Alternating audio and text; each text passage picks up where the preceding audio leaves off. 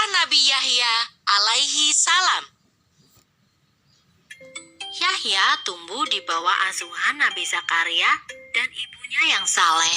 Ia telah menguasai dan memahami kitab Taurat sejak muda. Sifat dan pengerangainya sungguh luhur. Ia pun sangat berbakti kepada orang tua. Karenanya, Allah mengangkat Yahya sebagai nabi untuk berjuang dan berdakwah bersama ayahnya, yaitu Nabi Zakaria. Sementara itu, kaum Bani Israel yang berdiam di Palestina diserang oleh bangsa Romawi. Mereka berhasil dikalahkan dan harus menjadi jajahan bangsa Romawi.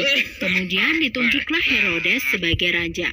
Ia memerintah dengan sangat kejam dan sewenang-wenang.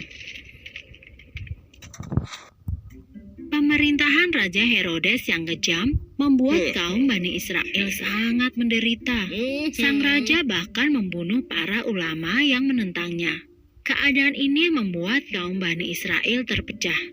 Masing-masing kelompok membentuk aturan dan pemimpin sendiri. Inilah yang menyebabkan munculnya nabi-nabi palsu.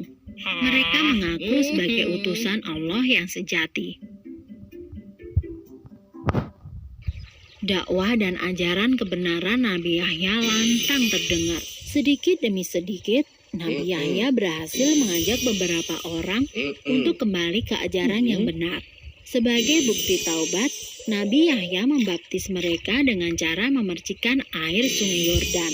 Perbuatan Nabi Yahya ini membuat kaum Bani Israel lainnya menjadi sangat murka dan semakin membenci Nabi Yahya maupun Nabi Zakaria.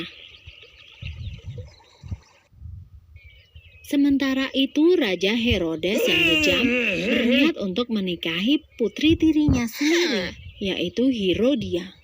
Keinginan Raja Herodes ini ditentang oleh Nabi Yahya, karena haram hukumnya seorang bapak menikah dengan anak tirinya. Kecaman Nabi Yahya tentu saja membuat Raja Herodes menjadi sangat murka. Herodia marah kepada Nabi Yahya yang menghalangi pernikahannya dengan sang ayah. Ia pun berencana untuk menggoda Nabi Yahya dan membuktikan bahwa sesungguhnya Nabi Yahya pun tidak akan tahan dengan pesonanya. Namun usahanya gagal. Nabi Yahya sama sekali tidak tertarik kepada dirinya.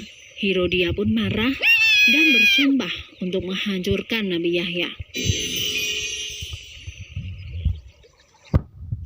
Keteguhan Nabi Yahya dalam berdakwah membuatnya harus menghadapi dua kekuatan besar, yaitu kaum Bani Israel dan Raja Herodes, serta putri Herodia yang sangat berkuasa. Putri Herodia meminta agar sang raja mengerahkan pasukannya untuk menangkap dan membunuh Nabi Yahya. Dengan demikian, mereka bisa menikah tanpa ada yang menghalangi. Dan rencana jahat itu dibantu oleh kaum Bani Israel. Mereka rela bekerja sama dengan penjajah demi menyingkirkan Nabi Yahya.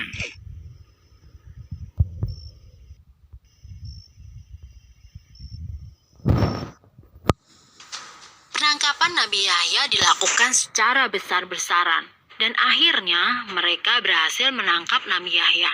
Nabi Yahya pun dibawa ke istana untuk diserahkan kepada Raja Herodes dan Putri Herodia.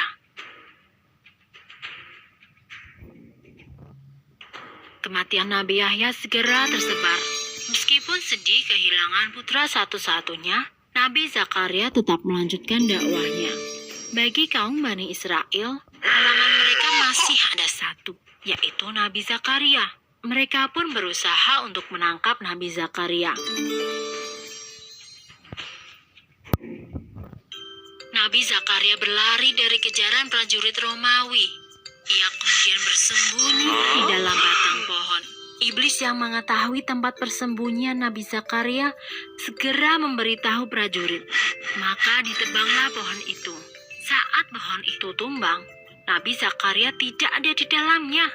Namun, lama setelah itu, Nabi Zakaria tidak pernah muncul lagi. Apa yang mereka lakukan terhadap Nabi Zakaria dan Nabi Yahya sungguh kejam. Dan orang-orang yang demikian mendapatkan murka dari Allah. Selesai. Ancaman Allah terhadap kaum yang membunuh Nabi ada pada surat Ali Imran ayat 21.